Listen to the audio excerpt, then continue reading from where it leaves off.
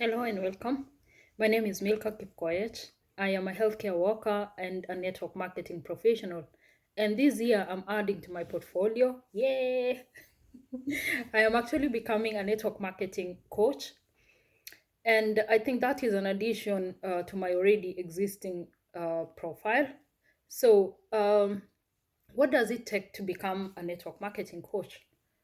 One of the most basics is like branding. How do you brand yourself? How do you stand out from the rest of the people who are out there? Like, so you have to kind of elevate yourself, learn about the profession, learn about the things that you need to learn for you to become a better network marketing coach, because there's so many people out there who are like doing the same thing as you're doing. So you have to kind of become better, or kind of better than the rest in the market, because everyone is in the middle, everyone is average. And for you to get to where you're going, or to get more customers or get more clients, then you have to do something extra, something that other people are not doing. So if you're in network marketing business, then you're in the right place. You can learn something from me. I've been in network marketing business for the last 1 year, and within the 1 year, I have actually learned a lot. There are so many things that you learn within the first year of network marketing. And as they say, the first year in network marketing is actually the hardest. Most of the people actually quit within the first year of network marketing. So if you're able to survive that 1 year, if you're able to do well in that 1 year, then the rest of the years, of course, they're not going to be easy, but at least you will have gained some experience on how you can deal with or enhance your business, so that you're not just surviving, but you're actually thriving and earning money out of it. So for network marketers, you're in the right place. If you're aspiring to join a network marketing business, if this is the thing that you want to do, then you're in the right place. I can be your coach if you want, and I can show you how you're able to do your business, especially in the beginning. And there is a difference between being a coach and being a mentor. And that means that if you get someone who is coaching you, it means they're there for you, or there with you every step of the way from the start, and all the kind of show you the way from when you start. What are the challenges that are expected? How do they, or how are they able to overcome these challenges? So being a coach actually means that I am there to show you how you can overcome this and actually succeed in your business. So, one of the most important things for you to become a network marketing coach, or to become better in everything that you do, is branding, personal branding. And what is personal branding? When you talk of a brand, what actually comes to your mind? Yeah. And branding is, in simple terms, what do you represent? When people see you, what comes to their mind? When people think about you, what do they like? What comes to their mind? So it's actually what you represent. What do you represent as a person? What do you represent as an organization? What do you represent out there? When you go out there, what do you actually represent? Or what do you want to represent? So sometimes what you represent and what you would like to represent, those are two different things. So you have to be careful about that. So create your brand, build your own brand, and I'm going to give you tips on how you can build your own brand.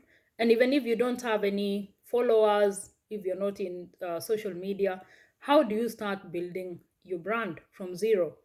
Yeah. And one of the things is like create your brand vision. Where do you see yourself when you think about you or your organization that you represent? Where do you see yourself in the next 5, 10, 15, 20, 50 years from now? Yeah. So it has to be very broader, not just what you're planning to do this year or next year. Yeah. And I like to use this analogy, like uh, because success comes first of all from your mind. When you conceptualize, when you start picturing where you see yourself in the future. That is when you start, like your mind starts creating plans or ways in which you can reach there. So it actually starts from the mind. So visualize yourself as being there. Then you're able to create the steps that you can follow for you to be actually there. So success actually starts from the mind.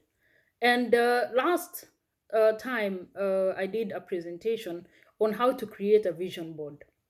And you can actually go back to my videos. You can subscribe if you haven't. If you're new, you can actually subscribe and you're able to see my previous uh, presentations in on how to create a vision board. So that is the starting point.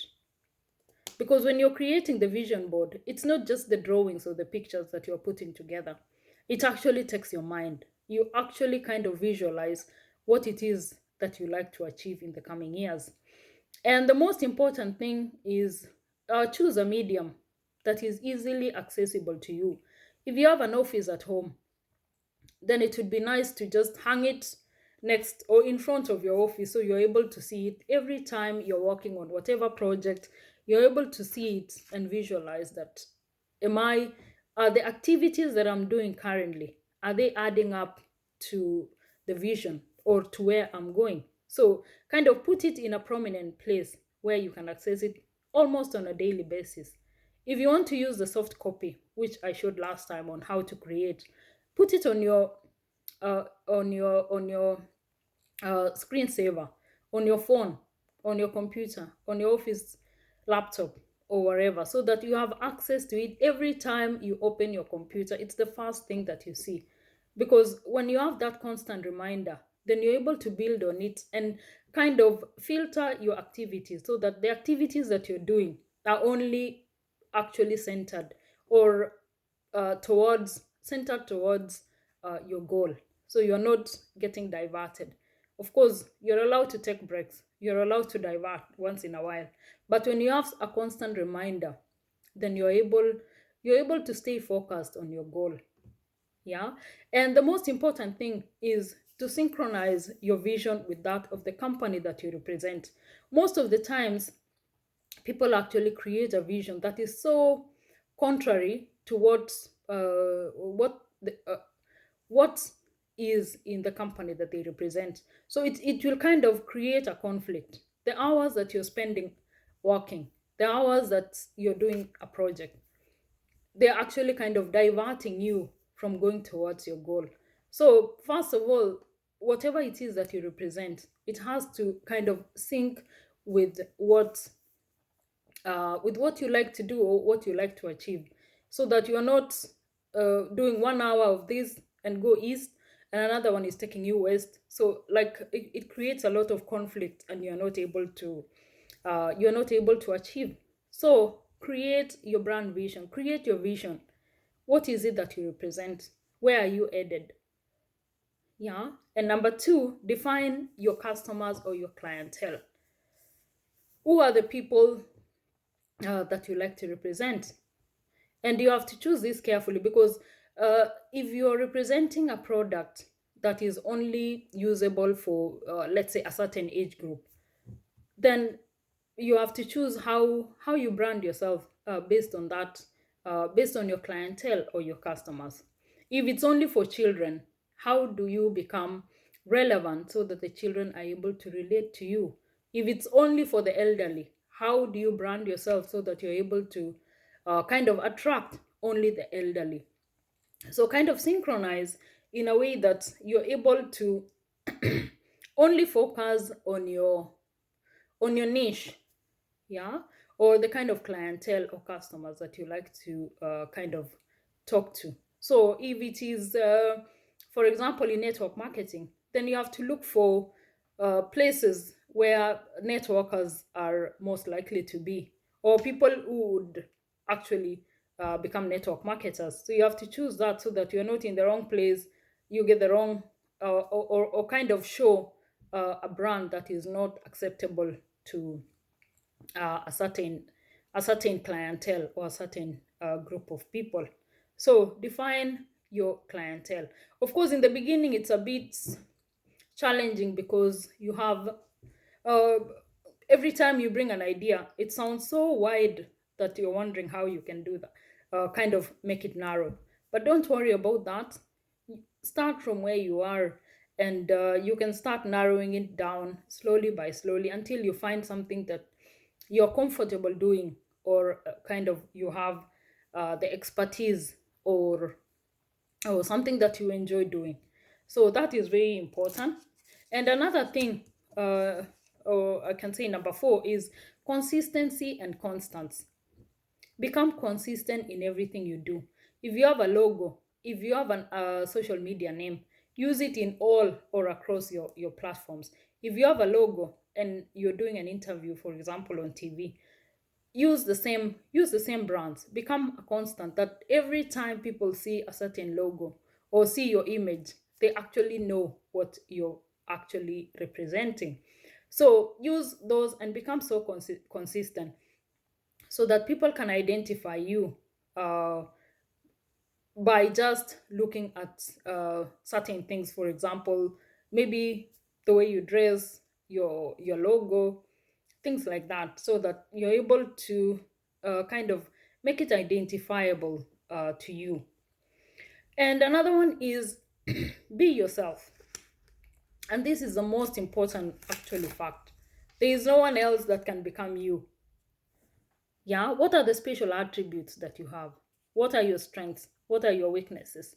What are the things that make you unique? Use those to build your brand. Because if you, even the voice, yeah, if you kind of tweak your voice to sound different when people meet you in person, are they able to identify you? Is the voice that you use somewhere else the same as the one that you use, for example, in social media? So kind of use what is unique to you. Use your voice, use your image. It's the most unique thing because there are no other two people. Even if you have someone else who looks like you, they can never become you. So use your personality. Be yourself. Yeah? Do you no matter what. Because I think that is the most unique thing that you can use either for growing your business, or growing your clientele, or growing your customer base. So be yourself no matter what. Be yourself. Yeah. And create and build an online presence. Times are actually changing, and most people initially are like thinking that social media has no place. Actually, social media is the way to go if you want to build a bigger brand. You can still build a brand otherwise, but if you use social media, then you're able to achieve that faster. The fastest way and the easiest way is for you to create a social media presence. And one of the platforms that I have actually seen and I have used myself, and I see that it's a good thing that creates a better brand, is like Facebook. I think that's number one. There is so much, uh, or rather, there are so many people who use Facebook. So that's for me like number one. If you use other platforms, then you can use Instagram, and you can use TikTok. I think those are the number three, or rather three most effective social media platforms that you can use for you to grow your brand. So if you don't have an account yet, and you need guidance on that, yeah, I can be of help, and I can guide you on how you can do that. So create your own social media presence, because that way people, because initially when you're creating your brand, it's only the people who know you who will kind of identify with you and say, when I see Milka, I see this, things like that. So, but if you want to broaden your brand beyond only the people who know you or your acquaintances, then you have to actually go into social media, because that's the only place that you will broaden your reach, so that you're able to have people whom you've never even met becoming your clients. So create a social media presence. And another one is think about uh, what you would like to be known for. Yeah. And if you're not sure about this, then you can actually ask your friends. Last week, I actually did a survey. I posted on my social media platforms, and I asked my friends, like, when they see me, what are the three words that come into mind? And I got so many, I mean, so much feedback, and I'm so grateful for that. Thank you, thank you, thank you so much, guys, who were able to uh, comment and say your views. And I will just sample a few. I will sample a few. And I think what came out very prominently is uh, that I am very hardworking. And actually, for you to build a brand, you have to work hard on it. You cannot just um, like sit out there and expect to be discovered. Of course, unless you discover something yourself so big that it goes on TV or, you know, very big media so that you can be identified with. It's you to keep or to give the word out there. So when I did this survey, and I will sample a few, most of the people said beautiful soul. Elizabeth, I will mention that. She's one of my mentors, and she actually said beautiful soul, motivator, and leader. Thank you very much for that. Coniette said beautiful, polite, and honest. Anita said sister, go getter, and a strong lady. Lynette said phenomenal and determined. Annika said beautiful, happy, and lovely. Mercy from Kisumu, thank you for commenting. And she actually said Sanas, Kappas, and CME. Yeah, very few people know those abbreviations, but this is actually synonymous to my previous assignment before I came to Europe. So that really is an important comment for me. Thank you so much for pointing that out. Chemu Sugud said loving, determined. Uh, yeah, loving and determined. And someone said, Lasse actually said Humu, Nauru, and Tansi. Thank you so much for that. And Vivian said hardworking, determined, and loving. Dr. Simon said hardworking, go-getter, and frugal. Lucy said health, wealth, and lifestyle. So thank you so much for those comments. So if you're building your brand, if your brand is still new, go out there, ask your friends, ask on social media. When people see you or when people think about you, what are the three things that actually come to mind? And you will be so surprised about what actually people say about you. And that will kind of help you to enhance your brand. You start building your brand from that point, and it kind of gives you an idea of what you stand for if you're not sure yet, or if you're not aware yet. And number 7 is research your industry and follow the experts. Every industry has an expert, and for you to become an expert, they actually say it takes 10,000 hours for you to become an expert, or an equivalent of 7 years in the same industry. And we're not just talking about the knowledge. It's not just the knowledge, it's also the experience, the skills that you've been able to practice this over and over for the last 7 years. That's when you become an expert.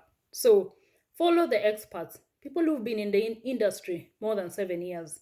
They have more experience than you. Like I said, I only have 1 year in network marketing. I am starting to be a coach. So this is actually my first year in coaching. Of course, I have done previous coaching in different fields, and this is the first time that we are doing the coaching. And based on the last year or the past 1 year that I've been in business, then of course I have a bit of experience that I'm able to guide people to go through the network marketing. So look at the experts. Choose one expert, choose two, choose three. Look at their content. Look at how they do their coaching. Look at how they do their trainings and emulate. You don't have to recreate the wheel all over again. You can actually borrow ideas from your mentors.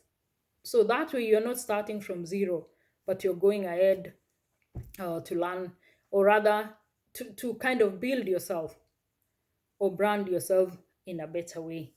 And lastly, ask for recommendations. For the people whom you've already coached, for the people whom you've already worked with, ask them if they were happy with your service. Can they give you a recommendation? And this could be like into your social media platforms, or any other way.